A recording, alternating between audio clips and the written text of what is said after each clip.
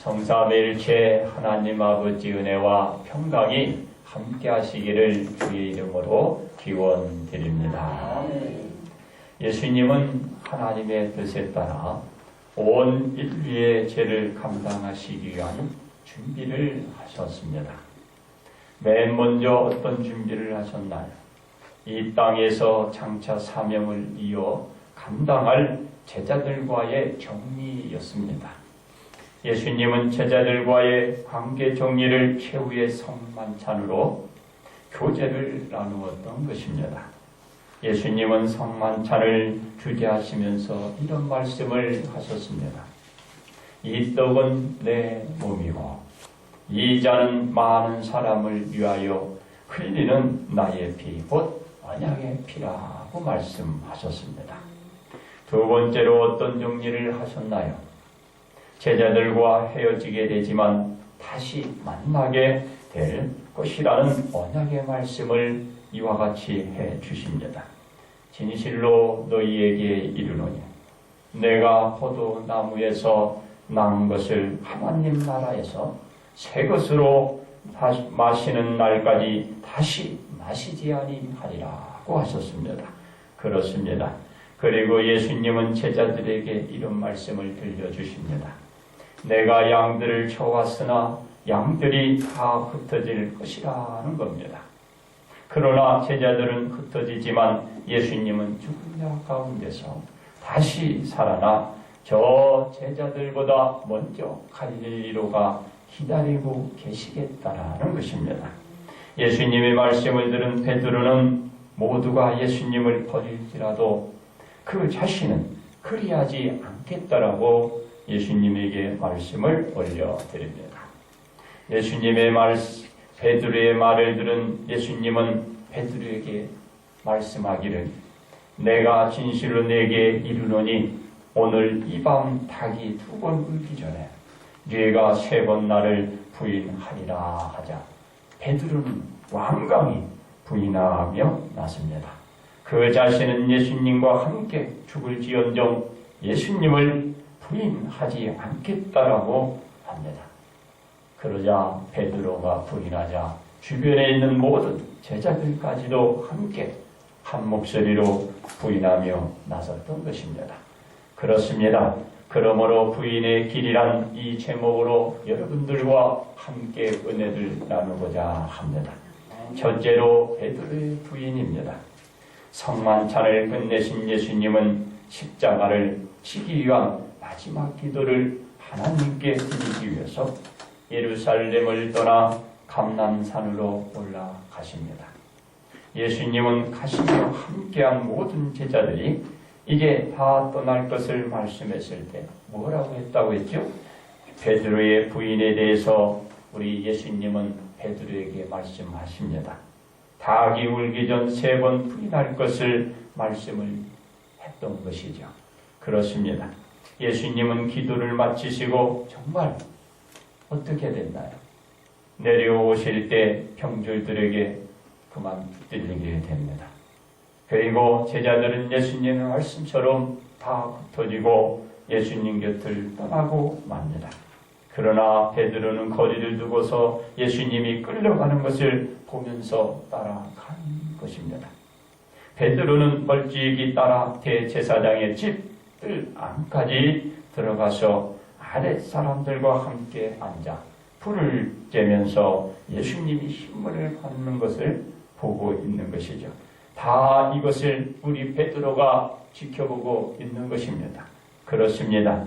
베드로가 아랫뜰에서 불 쬐고 있을 때 한 대제사장의 요종이 다가오는 것입니다. 그러면서 이런 말을 합니다. 너도 나사렛 예수와 함께 있었다 하자 베드로는 부인하며 이렇게 말합니다. 나는 네가 말하는 것이 무엇인지 알지 못하고 깨닫지도 못하겠노라 하며 앞들로 자리를 옮겨갑니다. 여종은 여기서 포기하지 않습니다. 베드로의 부인을 믿지 않고 옆에 있는 사람들에게 다시 말을 합니다. 이 사람은 예수를 따르는 무리들의 도당이라고 말을 합니다. 이번에도 베드로는 맹세까지 하게 합니다. 그리고 부인하기를 자신은 예수님을 알지 못한다고 부인했던 것입니다. 베드로의 부인은 여기서 끝난 것이 아닙니다. 조금 후에 곁에 서 있는 사람들이 다시 베드로에게 말합니다. 베드로도 갈릴리 사람이니 참으로 예수를 따르는 무리들의 도당이라고 외쳐댑니다. 바로 베드로가 말하는 소리가 갈릴리라는 것을, 그런 것을 입증한다라는 것이죠. 바로 갈릴리 사람이라는 사실을 입증하고 있는데도 이 베드로는 부인하자 사람들이 지금 아니라는 것이죠. 그렇습니다. 베드로는 예수님을 따르는 도당이 아님을 다시 한번 부인하며 나서게 됩니다. 당시 북부 갈릴리 사람들과 남부 유대 쪽의 사람들의 말과 발음이 다르기 때문에 사람들이 그 말소리를 듣고 아니다, 저도 그 같은 도당이라 이렇게 말하고 있는 것입니다. 그러자 베드로는 이번엔 저주하며 맹세하되 나는 너희가 말하는 이 사람을 알지 못한다라고 부인하게 된 것입니다. 그러자 어떻게 됐나요? 베드로의 연속된 3번에 걸친 예수님을 알지 못한다는 부인이 끝나자마자 예수님의 말씀처럼 정말 닭이 부로 된 것입니다. 우리는 여기서 알아둘 것이 있습니다. 공간 복음서 가운데 닭이 2번째 울기 전에 베드로가 3번 부인하게 될 것이라는 말씀은 여기 마가 복음서에만 나와 있습니다. 당시 오후 12시에서 오전 3시 사이에 닭이 3번 그 당시 울었다고 합니다. 이 중에 2번 울기 전에 베드로가 예수님을 모른다고 3번 부인하게 될 것이라는 사실을 이 마가복음서에서 강조하고 있는 것입니다. 이와 같은 사실은 무엇을 말하여 주나요? 닭이 2번 운다는 것은 베드로가 예수님을 부인했을 때 처음 닭이 울었다라는 사실을 보여주고 있는 것입니다. 그렇다면 베드로는 무엇을 알지 못했을까요? 바로 깨닫지 못했기 때문에 계속된 부인으로 3번 부인하고 나서 2번째 닭이 울었을 때 베드로가 그때야 예수님께서 말씀하신 그런 사실을 깨닫다라는 것입니다. 베드로가 첫 번째 닭이 울었을 때 깨달을 기회가 있었는데 그것을 깨닫지 못하고 돌이킬 그 기회를 잃고 끝까지 예수님을 부인하고 만 것입니다. 그렇습니다. 그러므로 베드로는 3번에 걸쳐 예수님을 부인하고 나서야 예수님이 자신에게 말씀하여 주셨던 그것을 이제 깨닫고 그로 인하여 죄책감으로 말미암아 밖에 나가서 심히 통곡하게 되었던 것입니다. 그렇습니다. 이제 2번째 예수님의 부인인 것입니다. 베드로는 예수님의 말씀을 가볍게 여기고 말을 했다가 예수님으로부터 좋지 못한 소리를 듣게 됩니다. 아마도 베드로는 예수님께 자신은 죽을지언정 예수님 곁을 떠나는 일은 결코 없을 것이라고 하면 칭찬을 들을 것 같았어요. 왜냐하면 예수님이 베드로의 마음을 알아주지 못한다는 그 이후에 그 베드로는 서운함이 있었기 때문에 그와 같은 소리를 듣고 싶었을 것입니다.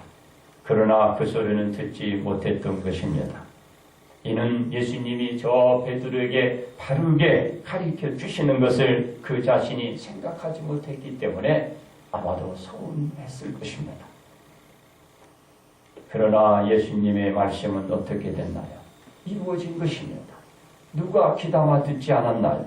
바로 베드로가 귀담아 듣지 못했기 때문에 부인하게 되는 화를 저가 자초하고 만 것입니다.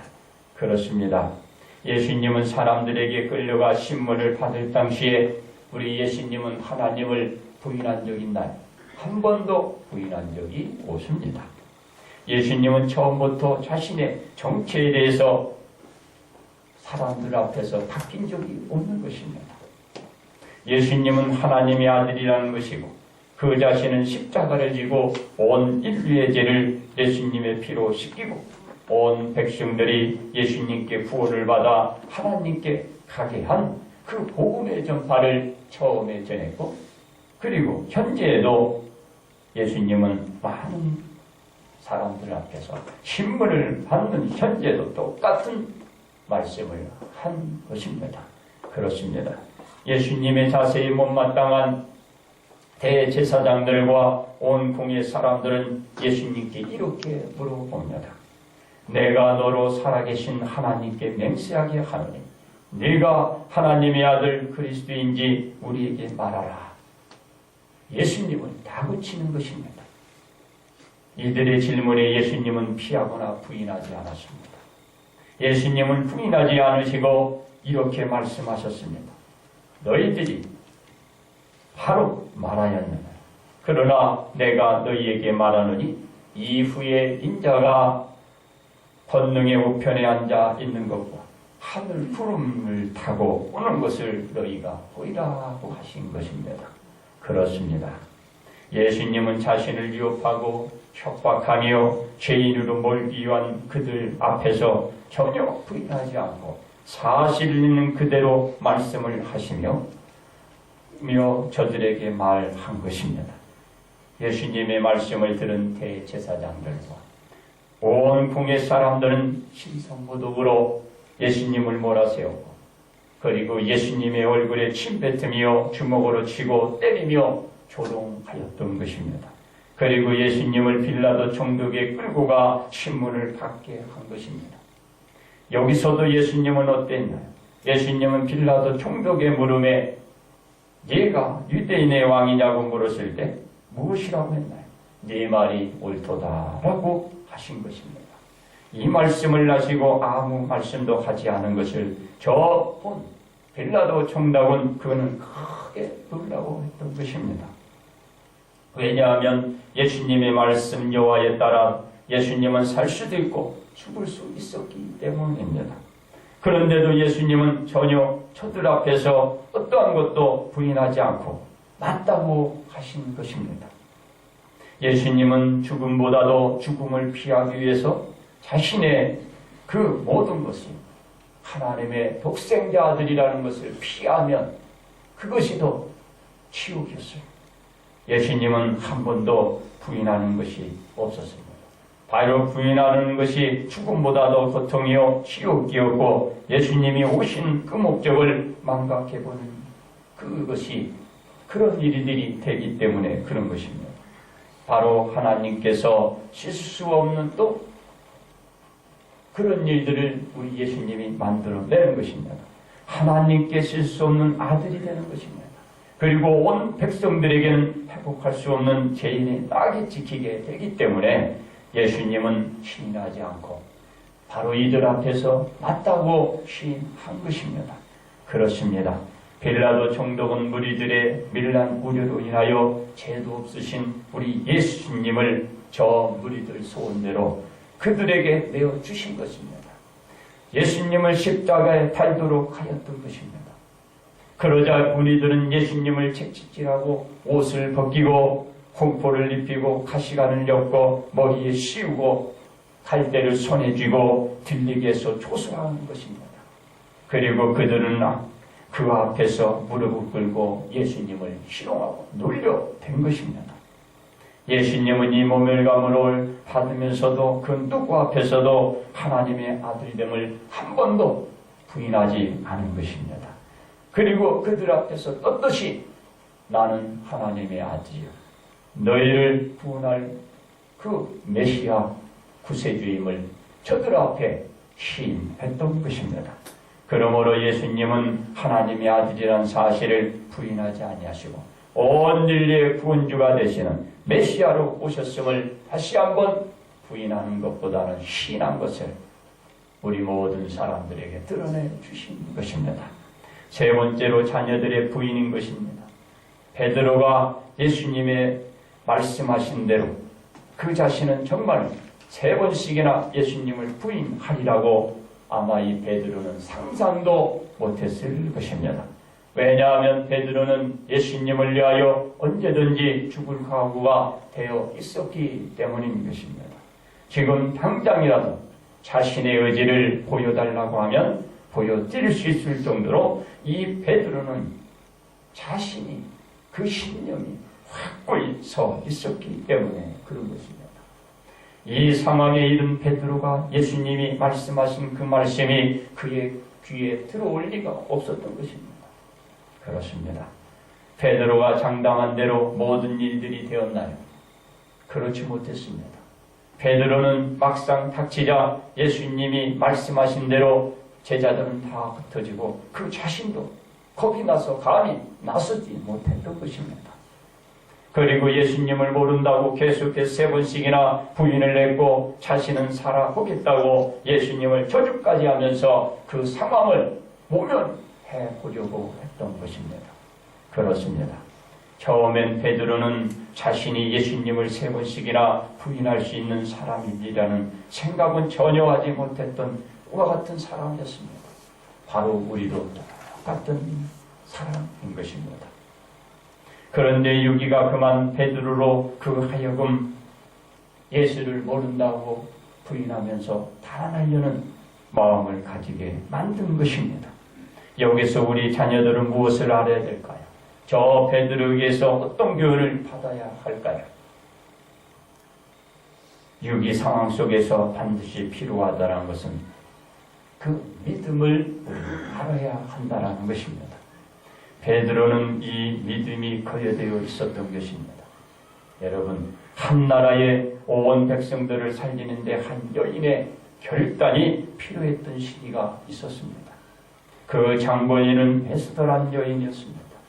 이 여인도 위험에 처할 그 자신이 두려웠지만 이제 결단을 하게 됩니다.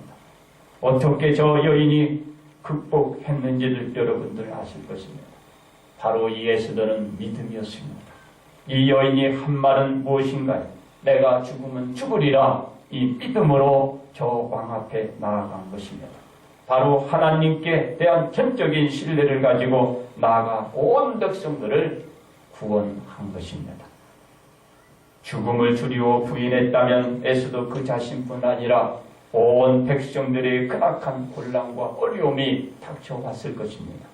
그러나 이 여인의 그 믿음으로 모든 사람들이 그 고난을 극복한 것입니다. 그렇습니다. 조그만한 자파 상점을 운영하고 있던 이성미 권사님이 있었습니다. 이 권사님은 가정에서 자녀들과 자신만 신앙생활을 해왔던 것입니다. 이 권사님의 신앙생활은 참으로 열정적이고 열심이었습니다. 그리고 해보려고 했습니다. 그런데 한 가지 아쉬운 점이 있었던 것입니다. 어떤 점이냐 하면 이는 자파 상점을 운영하면서 그 자신이 교회 교인이라는 사실을 드러내지 못하고 있었습니다. 그래서 그것을 한번 물어봤습니다. 그 이유를 물어보니 이런 말이었습니다. 자신의 그 교회 주변에는 교회 다니는 분이 별로 없다는 거예요. 그리고 그 자신이 교인이라고 하면 바로 교회를 다니지 않는 저 사람들이 오지 않는다는 것입니다. 그렇기 때문에 그는 자신이 교회 교인이라는 사실을 말을 하지 못하고 있었던 것입니다. 그래서 누가 물어보면은 자신은 교회를 다니지 않는다라고 대답을 한다고 했습니다. 이성미 권사님의 애로사항은 10분 이해가 되지만 상점에 손님을 끌어들여 물건 몇 개 더 팔자고 다니는 교회를 다니지 않는다고 거짓말까지 해야 하는 이 상황이 참으로 안타까웠습니다. 예수님을 부인하는 것입니다. 예수님을 부인하는 처사인 것입니다. 그래서 제가 이 권사님 기도하시면 하나님께서 저 여호수아에게 그에게 강하고 담대한 그 믿음을 심어주신 것처럼 반드시 우리 이 권사님에게 우리 하나님은 담대와 그리고 이 상점을 지켜주실 것입니다. 라고 얘기했습니다. 그리고 저에게 기도하시고 하루빨리 예수님을 자랑하는 그런 신앙생활이 되시기를 바랍니다. 그리고 영광 돌리는 날이 좋게 왔으면 좋겠습니다. 하고 저는 나온 적이 있습니다. 그렇습니다. 우리 예수님은 우리 자녀들에게 그래서 이런 말씀을 들려주십니다. 누구든지 사람 앞에서 나를 시인하면 나도 하늘에 계신 내 아버지 앞에서 그를 시인할 것이요. 누구든지 사람 앞에서 나를 부인하면 나도 하늘에 계신 내 아버지 앞에서 내가 너희를 부인하리라 고 하셨습니다. 우리 자녀들은 예수님은 나의 구세주요 저 만왕의 왕이시며 반주의 주라 시인해야 합니다. 그리고 예수님 앞에서 항상 예수님께 나와서 우리 자녀들은 하나님 앞에서 부인하지 아니하시고 하나님께 영광을 돌리고 하나님 주으신 그 구원의 그 길을 바로 부인하는 길이 아니라 시인하는 길을 걸어가야 하는 것입니다. 그러므로 자녀들은 예수님을 부인하기보다는 예수님을 시인하며 여러분 영광과 찬양을 올려드리기를 주의 이름으로 축원드립니다. 이제 마지막으로 말씀을 드립니다. 예수님의 주변 사람들이 다 떠나고 흩어지게 될 것이라는 말씀을 우리 예수님이 하시자 베드로는 예수님의 곁을 죽을지언정 가지 않고 남아 있으리라 장담을 했습니다. 그렇게 됐나요? 그렇지 않았잖아요. 베드로의 말에 예수님은 뭐라고 했나요? 내가 남아있기보다는 베드로는 예수님의 존재 자체를 부인하게 될 것이라는 엄청난 사실의 말씀을 듣게 됩니다. 예수님의 말씀처럼 베드로는 예수님을 모른다고 부인하면서 맹세하시면서 또 저주까지 하면서 그 자신을 부인하며 나섰던 것을 우리 모든 사람은 알아야 될 줄 믿습니다. 이 상황까지 이르게 된 것은 무엇이었을까요? 두려움이었습니다. 겁이었습니다. 벗어나려고 한 것이었습니다. 자신에게 해가 미치는 것이 겁이 나서 자신의 목숨까지도 들여서 저 예수님을 지키겠다고 장담을 해놓고서 예수님을 모른다 부인한 것입니다. 사랑하는 성도 여러분, 우리의 말로 의롭다함을 얻고 우리의 말로 정죄함을 받는다라고 말씀하고 있습니다. 이제 여러분이 부인하게 되면 그것이 정죄가 되는 것이고 시인하게 되면 의에 이루는 축복을 받게 되는 것입니다. 우리 자녀들이 부인하면 정죄된다는 것입니다. 시인하게 되면 우리 자녀들이 의에 이루게 된다라는 말씀을 하고 있는 것입니다. 저 베드로는 말로 인하여 정죄를 받았습니다. 그러므로 온 성도 여러분, 여러분은 베드로의 뒤를 그 전처를 따르지 않기를 주의 이름으로 축원드립니다.